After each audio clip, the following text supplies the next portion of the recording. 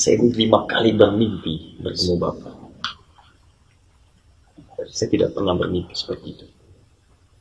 Saya sampaikan itu pada sahabat saya, 2 orang, dan dua-duanya sudah bertemu dengan Bapak. Mungkin salah satu juga memberikan isyarat dan pernah menyampaikan. Saya kira malam ini saya harus sampaikan itu, karena 5 kali itu mimpinya tidak pernah berubah, sama. Bahkan terakhir kita satu motor berdua, dan saya menguatkan mimpi itu, menyampaikan pesan.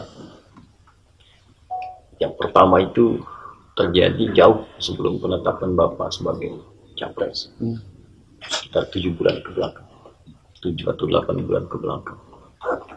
Kemudian masuk saat Ijtima Ulama, bahkan sebagian saat saya berada di Mekah gitu. Lalu masuk saat periode kampanye sampai terakhir hari kemarin. Sampai saya duduk, saya putuskan kapan waktu terbaik bisa saya sampaikan. Ini hari Jumat. Jumat ini hari yang paling baik dalam Islam. Ini hari yang kelima dalam Islam. Dimulai dari Al-Ahad, hari pertama. Isnin dari kata Senin diserap ke bahasa Indonesia, hari kedua. Selasa dari bahasa Arab, Talata hari ketiga. Rabu dari bahasa Arab, Arbiah. Ya, kemudian ada Khamis, Jumat. Jumat ini dulu orang Arab menyebutnya Yaumul Arubah, hari pesta-pesta. Pesta, pora, pergi.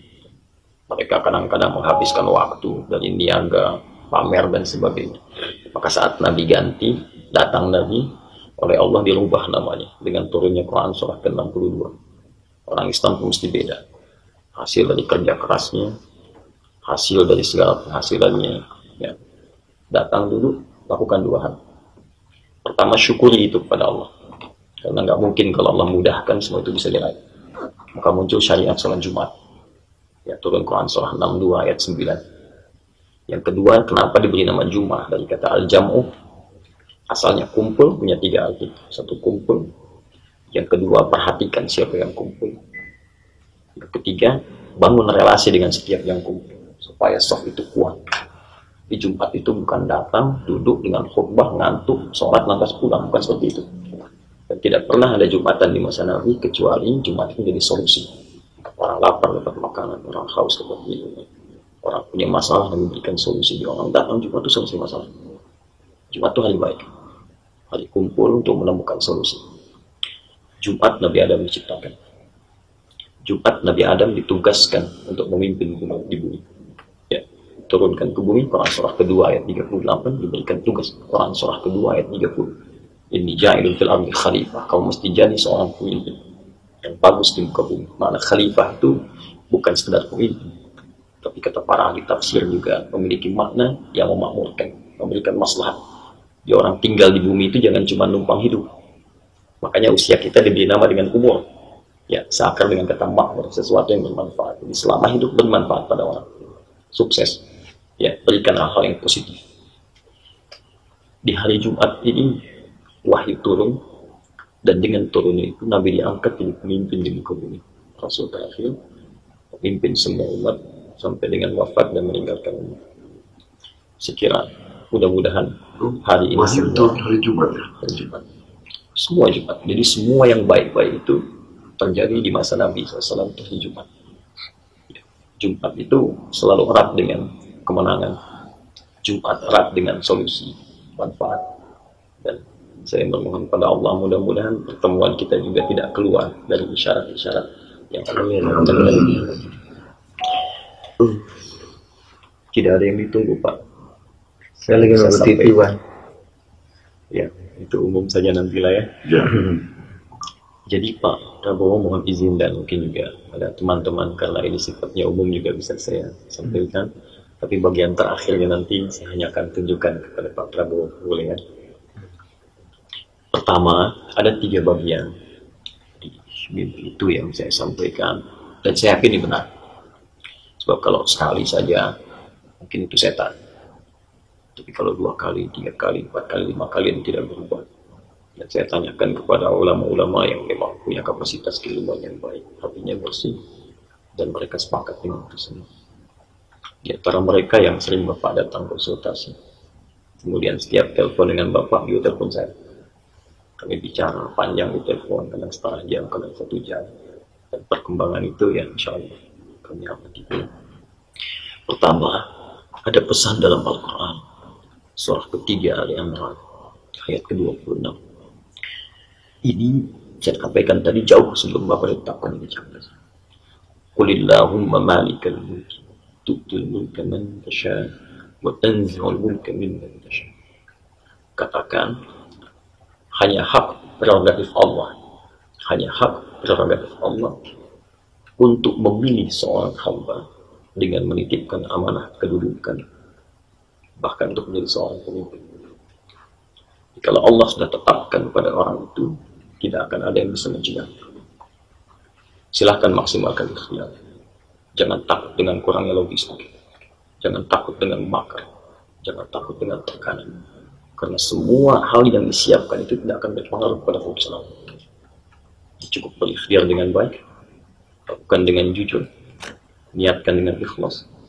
Maka kalau Allah sudah pilih, itu pasti akan terjadi.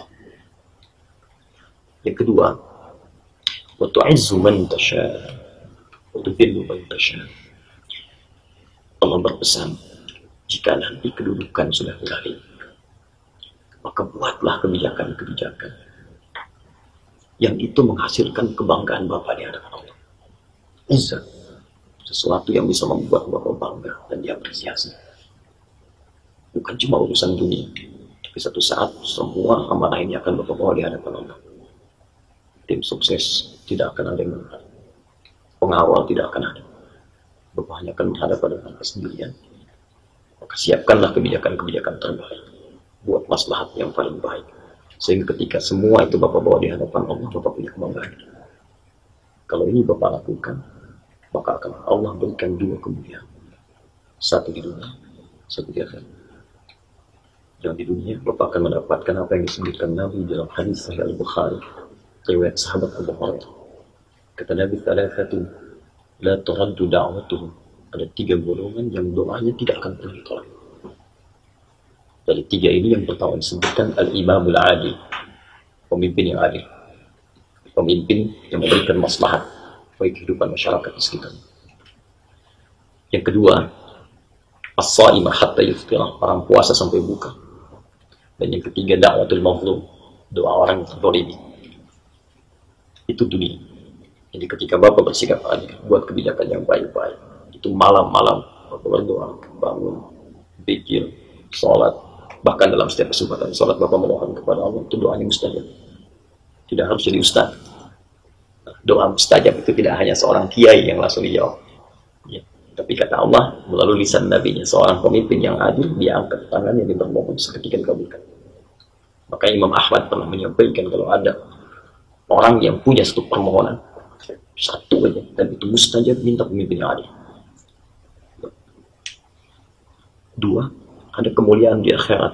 Hadis ini sudah sangat populer. Orang yang di dunia yang diberikan amanah kepemimpinan dan dia bersikap adil, baik, membuat kebijakan maslahat, maka dia akan diberikan jaminan ketenangan sebelum hisab. Sab'atun yadhilluhumullahu fi dhillin yawma la dhilla illa dhilluh. Ada 7 golongan yang akan diberikan perlindungan oleh Allah saat orang lain merasa gelisah, sulit, dan tidak peduli masuk neraka atau surga. Yang penting pengen segera dihisab. Nah, situasi berat, lebih berat dibandingkan situasi dunia, tekanan yang lebih banyak. Maka ada 7 golongan yang santai saja, tenang gitu. Kok melihat orang kenapa ya banyak gelisah, banyak takut, ya ini tenang aja. 7 golongan ini pertama kali disebutkan al-imamul adil, pemimpin yang baik, yang adil, yang bijak, punya kebijakan-kebijakan yang positif. Makanya tawaran kata Allah, saya tidak pilih yang lain, saya titipkan pada yang saya pilih. Mudah bagi saya pilih yang lain, tapi saya pilih seseorang buat kebijakan yang baik. Tapi kalau Bapak simpangkan kedudukan itu dan membuat kebijakan yang bertentangan dengan hukum-hukum Allah, menyimpangkan kedudukan, membuat kebijakan yang tidak baik, mencelakai rakyat, berkhianat kepada amanah, maka kata Allah, waktu zillu man tasha, saya akan rendahkan. Jangan tunggu sampai akhir, tapi saya rendahkan kehidupannya bahkan sejak di dunia. Saya buat namanya tidak baik, saya buat kesannya tidak baik. seperti Allah memberikan kesan itu pada Firaun, Namrud, dan semisalnya. Yang kedua, dan yang ketiga ini yang paling menarik. Kadang-kadang Allah banyak memilih pemimpin baik supaya menyebarkan kebaikannya sehingga terasa oleh banyak kalangan. Kebijakannya, kesejahteraan, kenyamanan, ketenangan, harmoni. Tapi ada kalimat yang indah di mimpi itu. Tapi kadang Allah berikan pendahuluan pemimpin yang kurang baik supaya diketahui madarat yang lebih besar, bahaya yang besar yang belum tampak sebelumnya. Tampakkan itu dulu supaya Bapak bisa lihat ada masalah yang lebih besar yang sebelumnya nggak tampak. Maka pesan saya di mimpi itu Bapak catat baik-baik apa saja yang muncul itu. Restaurisir. Dan itulah yang jadi bahan Bapak untuk perbaikan. Nah, sebelum saya bangun dan saya terkejut dengan bangun itu, tiba-tiba saya ucapkan satu kalimat. Dan saya tidak akan buka pada yang lain, saya lihatkan Pak Tarbowo saja. Izin boleh kan? Saya sudah tuliskan. Bismillah.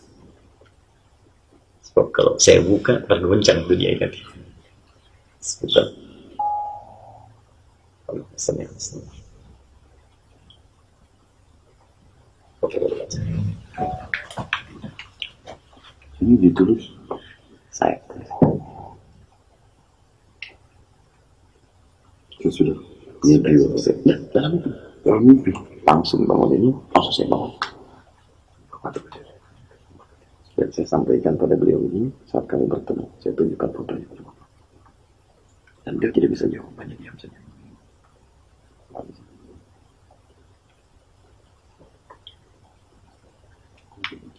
Saya cari dulu Bapak sampaikan ke beliau. Saya sampaikan, saya bertemu dengan beliau.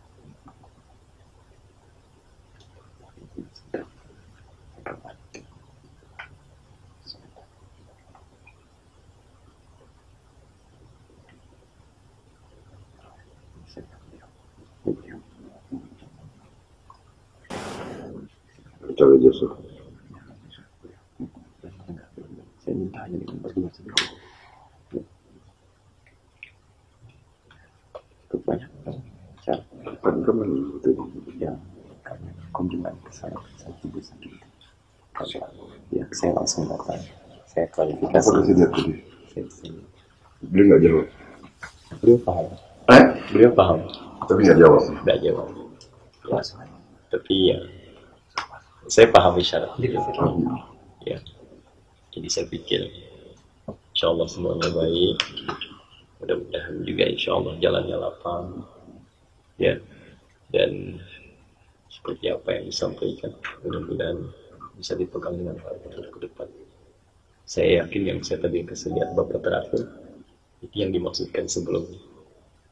Mungkin bukan Allah tidak berkenan, tapi kalau Bapak saat itu dapatkan, Bapak bisa lihat seperti yang sekarang.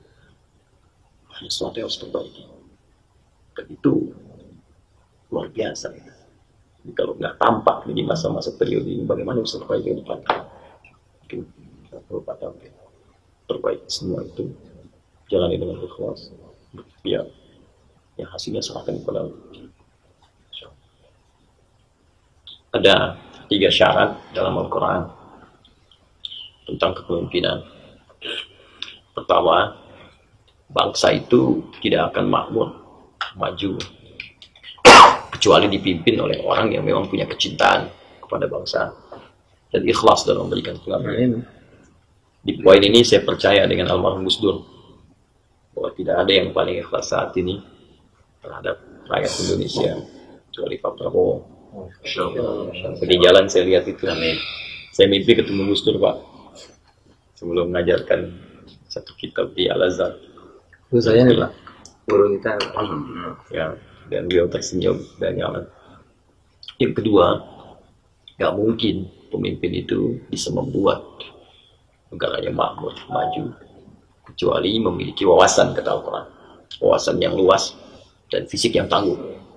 So, karena itu ketika Talut diangkat menjadi raja, Allah yang pilih, masyarakat protes. Dia kan nggak punya uang, tidak punya kedudukan juga yang kuat, Jadi bekal finansialnya minim. Kemudian kedudukannya dipandang kurang oleh yang lain. Kata Allah, syarat jadi pemimpin bukan uang. Ya, jadi jangan takut kalau ada orang datang dengan uang melimpah, bukan jaminan jadi pemimpin. Kata Quran, sudah kalau Allah tetapkan ya jadi. Ya. Kata Allah, saya pilih dia. Bastatan fil ilmi wal jismi. Dia punya wawasan yang luas, punya visi yang bagus, dia visioner. Dan dia kuat bisa menjalani itu. Jadi kalau kita pilih pemimpin tak punya visi, maka mustahil bangsa itu bisa maju. Nah, yang ketiga, dia punya pola komunikasi yang baik. Karena memimpin bangsa itu bukan level yang kecil. Ya, ada pertemuan, ada dengan tokoh, ada dengan buka wawasan ke depan. Ya, kita punya lahan yang sangat luas, ribuan pulau. Gimana bisa komunikasikan keluar? Ya, itu membutuhkan tidak hanya cukup satu bahasa, berbagai bahasa, kemampuan komunikasi yang baik. Tiga ini silahkan dibandingkan. Dari calon yang ada, mana yang paling mendekati. Sekira insya Allah, bila itu terpenuhi, mungkin itu titipan dari Allah. Akan kebuatkan. Apa yang bisa saya bantu? Terima kasih Ustadz, saya merasa sangat dihormati. Saya juga merasa bahwa saya ini manusia biasa yang punya kemampuan dan kelemahan, tapi saya siap untuk menjalankan tugas yang saya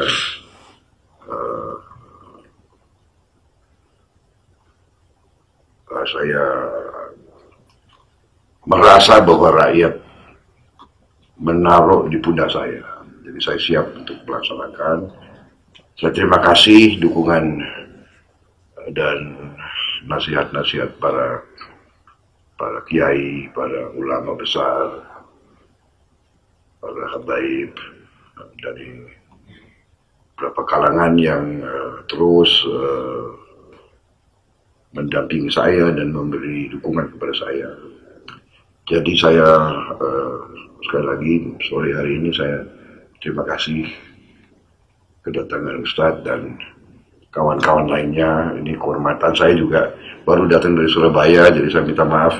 Kaget, saya minta maaf, saya lihat nggak pakai sepatu, saya di salah nih, malah tuan rumah pakai sepatu.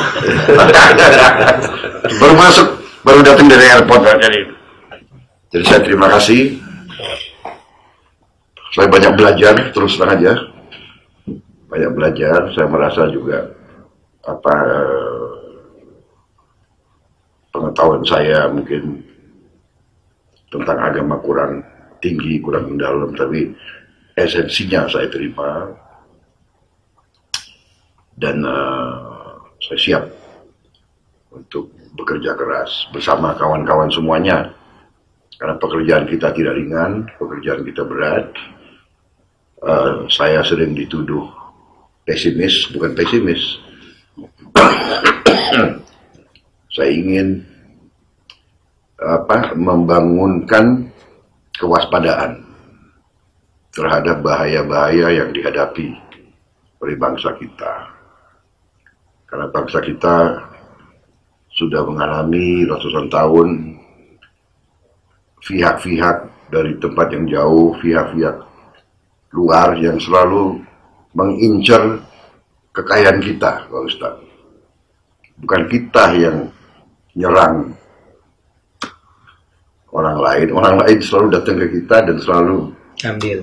Iya, sampai sekarang itu terjadi dan alhamdulillah saya lihat sudah ada kesadaran, kebangkitan. Jadi saya terima kasih sekali dukungan Ustadz dan kawan-kawan. Saya menganggap ulama itu guru, pemimpin. Jadi apa yang terjadi kepada murid-muridnya pasti para guru, para ustadz yang paling berkepentingan. Dan apalagi para kiai ustadz adalah paling dekat sama rakyat, karena selalu bersentuhan. Rakyat yang paling bawah saya kira selalu mencari ustadz, kiai, dan ulama. Sehingga saya merasa sekarang dukungan daripada para ulama itu sangat-sangat sangat besar. Saya merasa bahwa kita berada di jalan yang benar. Saya yakin kita berada di jalan yang benar. Tidak ada niat dari kita, Pak Sul, yang selalu mendorong saya, mengingatkan saya. Beliau lebih pengalaman di politik dari saya. Saya ini bukan ahli politik, Pak. Saya ini serdadu dulu. Jadi kadang-kadang ya serdadu itu lurus, kan begitu kan? Kalau kita AA, BB, 2 tambah 2, 4. Ternyata di politik ini kadang-kadang 2 tambah 2 mungkin 22. Banyak. Tapi sekarang saya juga banyak belajar. Tadi pesan-pesan itu saya sangat catat, Pak Ustadz. Saya mudah-mudahan saya kuat untuk menjalankan amanah. Saya janji saya akan berjuang sekeras mungkin. Saya tidak akan, saya berusaha sekeras tenaga untuk tidak mengecewakan kepercayaan ulama, kepercayaan umat, kepercayaan rakyat kepada saya. Saya berniat untuk mencari putra-putri terbaik untuk bersama-sama kita membersihkan, meluruskan, memperbaiki negara kita yang sangat besar, yang sangat kaya, sebetulnya yang sangat potensial. Saya percaya dalam waktu yang tidak lama kita bisa mengembalikan keadaan menjadi keadaan yang sejahtera. Jadi itulah tujuan kami, Pak.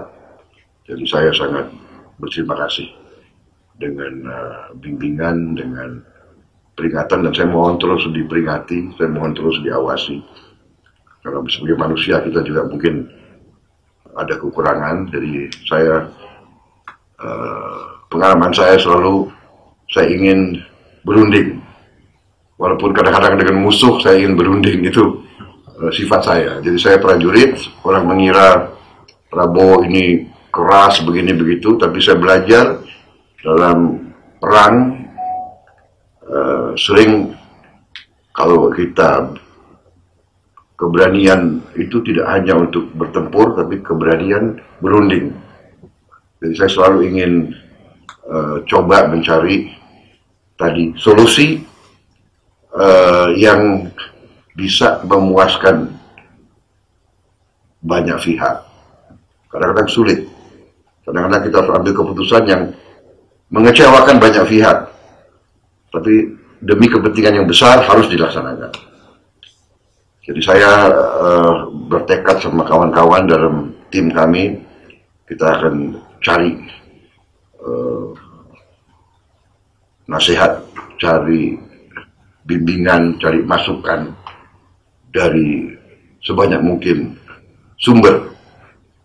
Dan kita akan konsultasi terus dengan pemimpin-pemimpin umat, pemimpin-pemimpin dari semua golongan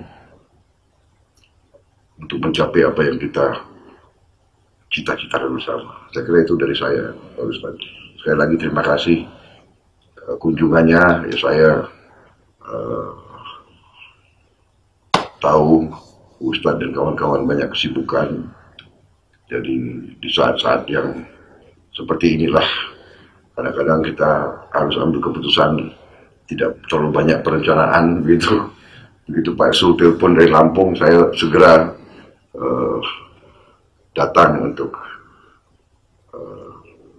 berjumpa. Jadi ini rumah orang tua saya, Pak Ustadz. Saya ya hanya menjaga rumah ini. Saya kira demikian, kawan-kawan sekalian. Terima kasih. Saya tidak pernah rencanakan tuh. Terakhir kemarin saya bicara tentang kemuliaan puasa, suratnya 2, ayatnya 2 semua. 2. Saya bicara hadis tentang pola sholat malam, baru saya sebutkan hadisnya rakaatnya 2 juga. 2 orang sudah pada ngangkat tangan saya. Jadi saya lihat pundak Bapak itu, harapan itu begitu besar bagi masyarakat. Banyak orang berkumpul, bukan ratusan ribuan, Pak.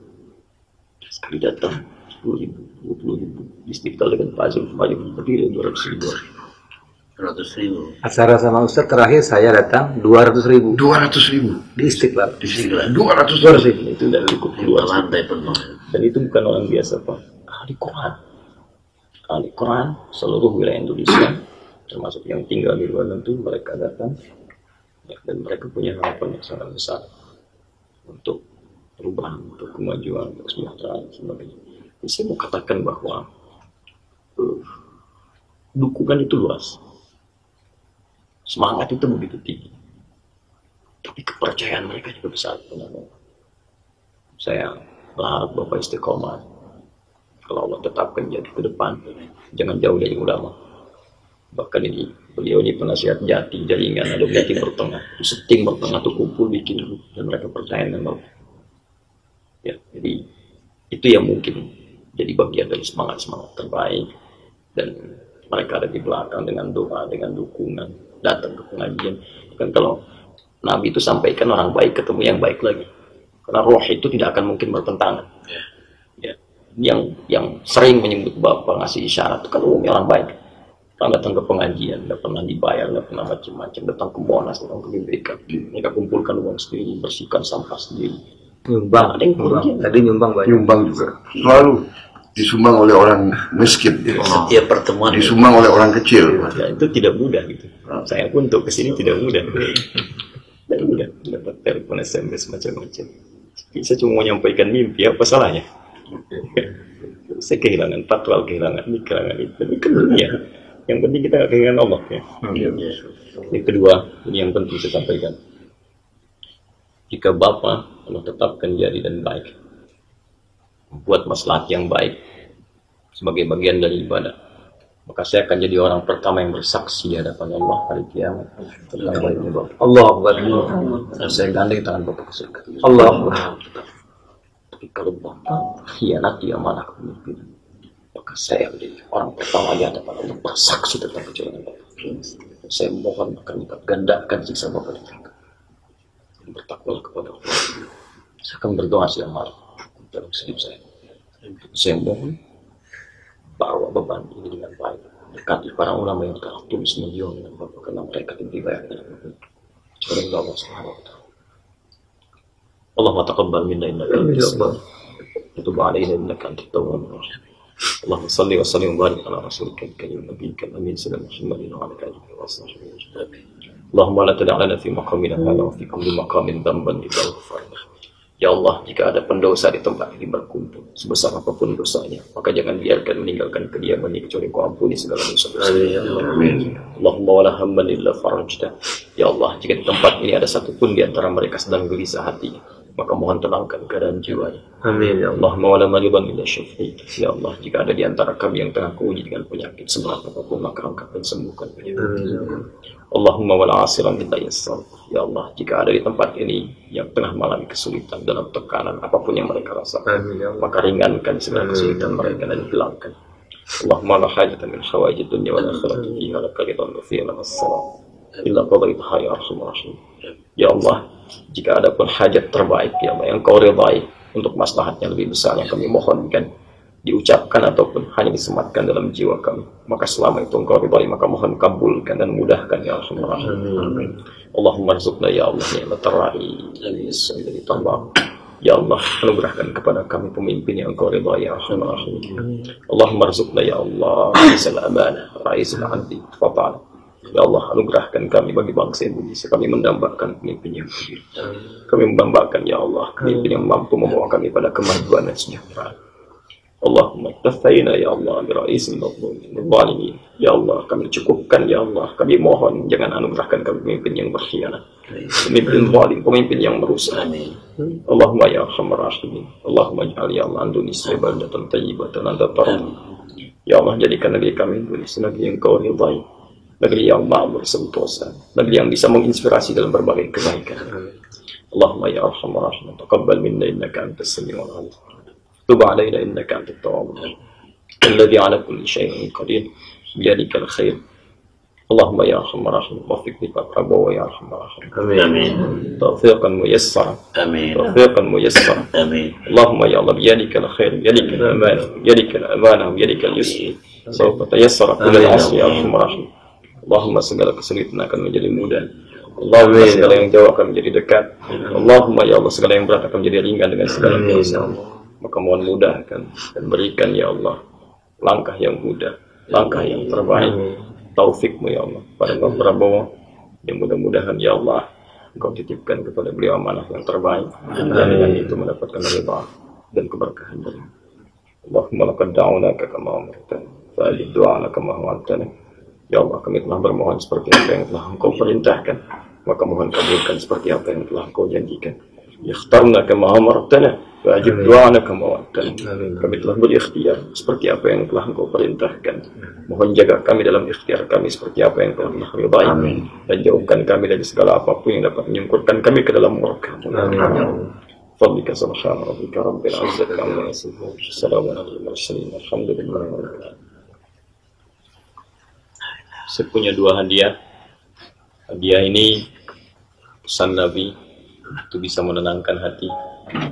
Bapak lagi senggang, sahabat saya sudah berikan tasbih, berikan parfum. Ada satu yang disebut oleh Nabi paling baik, berikan ketentraman, kedamaian pada jiwa. Bapak bisa bawa, dan itu yang sekarang sedang dicari banyak orang.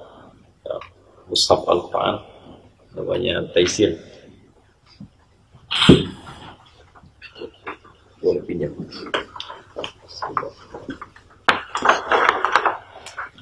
Ini mushafnya sedang Bapak baca. Ya, tidak usah di depan banyak orang lah. Karena dikira pencitraan ya. Belakang, malam buka. Ada terjemahan bahasa Indonesia. Kalau Bapak ingin mencoba baca-baca, ini cara menghafal Al-Quran dalam 30 hari. Saya menjadi anak-anak muda, mereka 30 hari hafal Al-Quran. Masih banyak, ada satu lagi, Mas.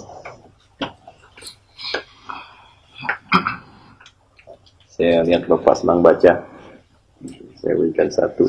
Saya mau Bapak sibuk, ini sela-sela bisa baca. Situ ada beberapa petunjuk. Terima kasih. Bermanfaat.